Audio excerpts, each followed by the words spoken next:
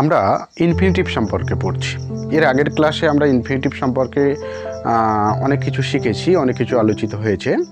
আজকের ক্লাসে যে ইনফিনিটিভ সম্পর্কে যেটা আলোচনা করব তার নাম হচ্ছে অব্লিগেটরি ইনফিনিটিভ। অব্লিগেটরি ইনফিনিটিভ মানে কি? অব্লিগেটরি মানে হচ্ছে অবশ্য করণীয় বা অবশ্য কর্তব্য, আবশ্যিক। অর্থাৎ যে ইনফিনিটিভের মধ্যে আবশ্যিকতা রয়েছে, অবশ্য করণীয় কিছু রয়েছে, তার নাম কিন্তু অব্লিগেটরি ইনফিনিটিভ। চলো বিষয়টা কয়েকটা উদাহরণের সাহায্যে আমরা ভালো করে বুঝে নিই। আমাকে আজ বিদ্যালয়ে যেতে হবে। দেখো, এর মধ্যে একটা আবশ্যিকতা রয়েছে, অবশ্য করণীয় এরকম বোঝাচ্ছে। এখানে বাংলায় ইনফিনিটিভ হচ্ছে যেতে, টু গো। ইংরেজিতে হবে to go. I have to go to school today, কিংবা I shall have to go to school today. তাহলে এখানে বাংলায় হলো যেতে ইনফিনিটিভ, ইংরেজিতে হলো টু গো। এখানে একটা বিষয় তোমাদের একটু ক্লিয়ারলি আমি বলে দেব। দেখো, এখানে টু গো, এখানে টু স্কুল, দুটো টু বসেছে, কিন্তু প্রথম টুটা হলো, এদের মধ্যে ফারাক কি? প্রথম টু আর দ্বিতীয় টুর মধ্যে ফারাক বা ডিফারেন্স কি? প্রথম টুটা হলো আমাদের ইনফিনিটিভ, আর দ্বিতীয় টুটা কিন্তু ইনফিনিটিভ নয়, এটা হচ্ছে একটা প্রিপোজিশন। এটা প্রিপোজিশন কেন না? স্কুল হলো একটা নাউন, তাই নাউনের আগে যেহেতু টুটা বসেছে তাই টু প্রিপোজিশন। আর গো হলো একটা ভার্ব, তার আগে যখন বসেছে টু তখন কিন্তু এটা ইনফিনিটিভ। অর্থাৎ ইনফিনিটিভ সবসময় ভার্বের আগে বসে, কিন্তু প্রিপোজিশন নাউনের আগে বসে। আমাদের এটা মনে রাখতে হবে।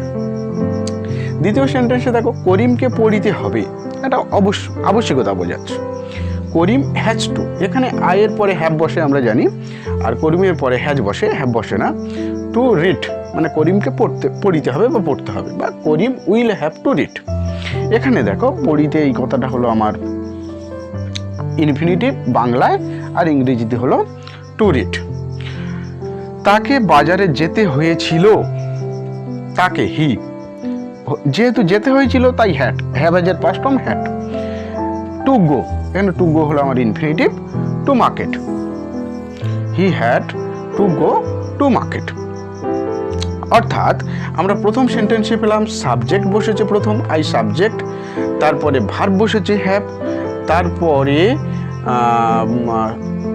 প্রথমে সাবজেক্ট বসেছে, তারপরে হ্যাভ টু বসেছে, তারপরে ভার্ব বসেছে, তারপরে কি বসেছে? এক্সট্রা অংশ বসেছে, কমপ্লিমেন্ট বসেছে। দ্বিতীয় সেন্টেন্সে কি? প্রথমে সাবজেক্ট বসেছে, তারপরে হ্যাজ টু বসেছে, তারপরে ভার্ব বসেছে, এবং এখানে কোনো এক্সট্রা অংশ নেই, কমপ্লিমেন্ট নেই। তৃতীয় সেন্টেন্সে আমরা কি পেলাম? প্রথমে সাবজেক্ট, তারপরে হ্যাড টু, তারপরে ভার্ব, তারপরে কমপ্লিমেন্ট। অর্থাৎ অব্লিগেটরি ইনফিনিটিভের আমরা স্ট্রাকচারটা কি পাচ্ছি?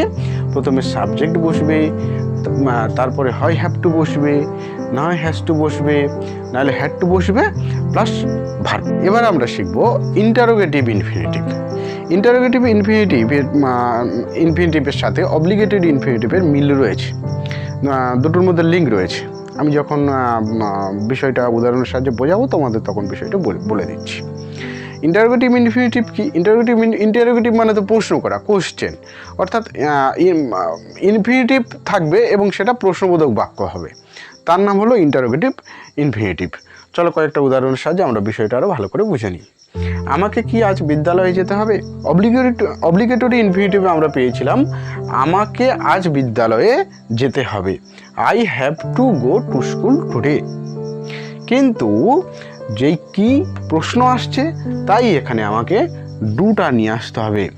আমাদের একটা জিনিস খেয়াল রাখতে হবে যে কোশ্চেন করতে গেলে প্রথমে অক্সিলারিটাকে বসাতে হয়, তারপরে সাবজেক্টকে বসাতে হয়। যদি আমার সেই সেন্টেন্সে অক্সিলারি থাকে তাহলে আমি সেই অক্সিলারিটাকে নিয়ে আসব, কিন্তু যখন অক্সিলারি কোনো থাকবে না তখন আমাকে ডু অক্সিলারি ভার্বকে নিয়ে আসতে হবে। ডু অক্সিলারি ভার্ব, এটা একটা প্রাইমারি অক্সিলারি ভার্ব। এই ডু অক্সিলারি ভার্বের মধ্যে রয়েছে ডু, ডাচ আর ডিড।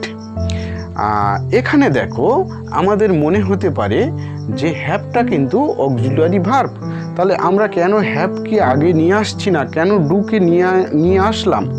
এখানে কিন্তু হ্যাভ কিন্তু অক্সিলারি ভার্ব নয়, এখানে হ্যাভ কিন্তু মেন ভার্ব হিসাবে কিন্তু ব্যবহৃত হয়েছে। তাই এখানে আমাদের ডু ভার্বকে নিয়ে আসতে হলো। এখানে আমাদের প্রশ্ন হতে পারে যে ডাজ বা ডিড আনছি না কেন? এটা যদি পাস্ট ফর্ম হতো তাহলে আমাকে ডিড আনতে হতো, আর এটা যদি থার্ড পারসন সিঙ্গুলার নাম্বার হতো তাহলে কিন্তু আমাকে কিন্তু ডাজ নিয়ে আসতে হতো।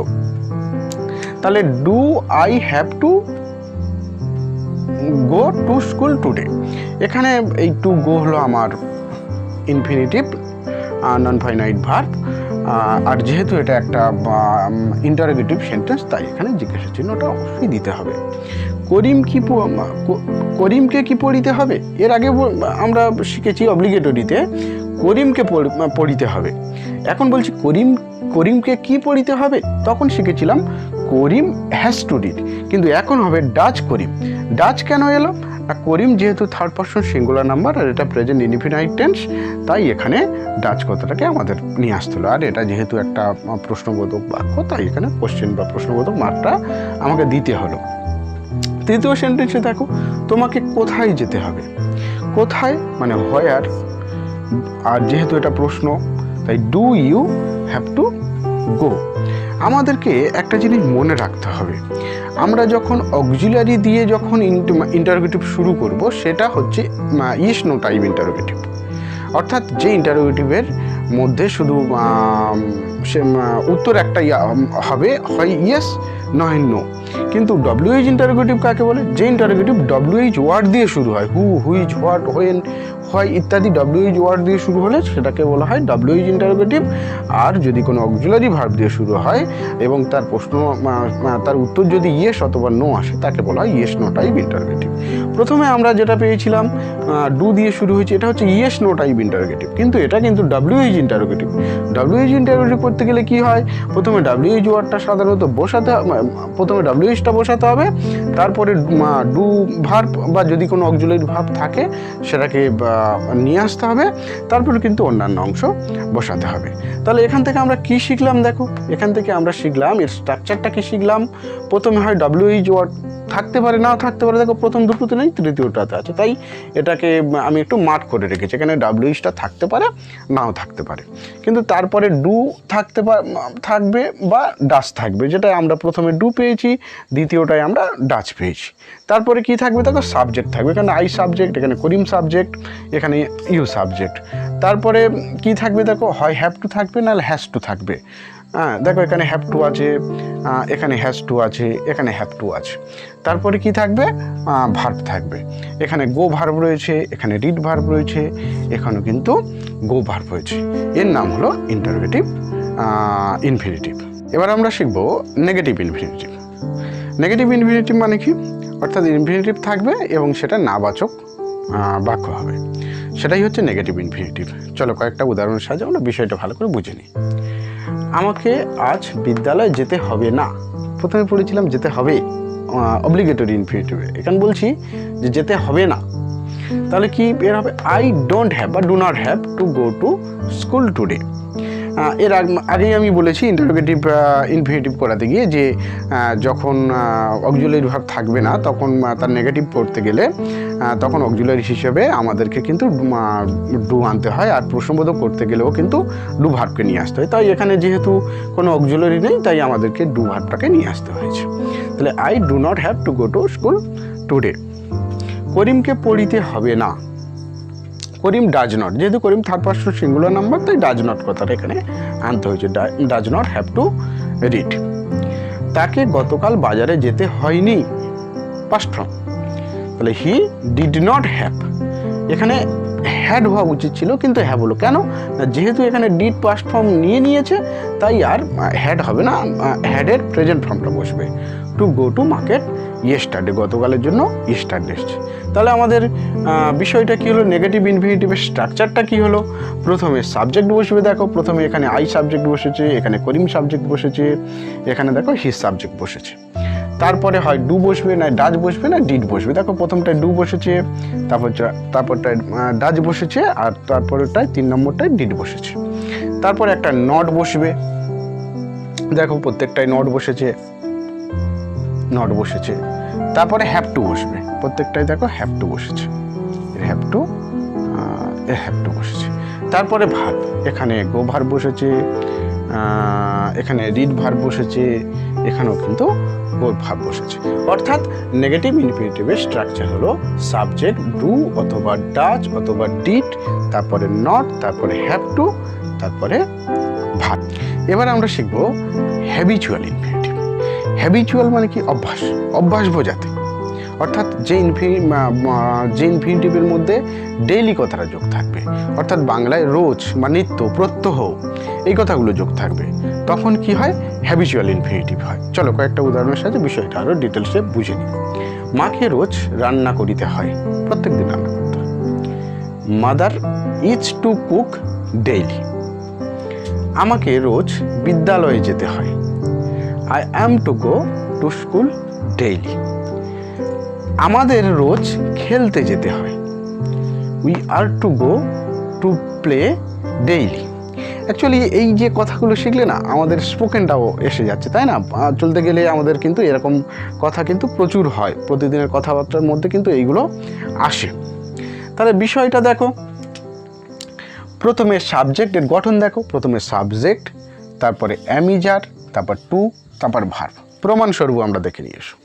এখানে প্রথম সেন্টেন্স থেকে মাদার সাবজেক্ট, তারপরে দেখো ইজ এসেছে, তারপরে দেখো টু, এখানে ভার্ব হিসেবে কুক ব্যবহৃত হয়েছে, ডেইলিটা আমাদের কমপ্লিমেন্ট। দ্বিতীয় সেন্টেন্সে দেখো আইটা সাবজেক্ট, অ্যাম এসেছে, তারপর দেখো টু, এখানে ভার্ব হিসেবে হচ্ছে গো, এবং ওগুলো সব কমপ্লিমেন্ট। তৃতীয় সেন্টেন্সে দেখো সাবজেক্ট, তারপরে আর, তারপরে টু, গো ভার্ব। এখানে একটা জিনিস, তৃতীয় সেন্টেন্সে একটা মজার বিষয় হলো খেলতে যেতে, দুটোই অসমাপিক ক্রিয়া, দুটোই কিন্তু non finite verb infinitive. To go infinitive, to প্লেও ইনফিনিটিভ। অর্থাৎ তোমরা এটাই প্রমাণিত হলো যে সাবজেক্ট অ্যামিজার, তারপর টু, তারপরে ভার্ব। এখনকার মতো বিদায় নিচ্ছি, শীঘ্রই আর একটা ক্লাস নিয়ে তোমাদের সামনে হাজির হব। সবাই ভালো থেকো, গুড বাই।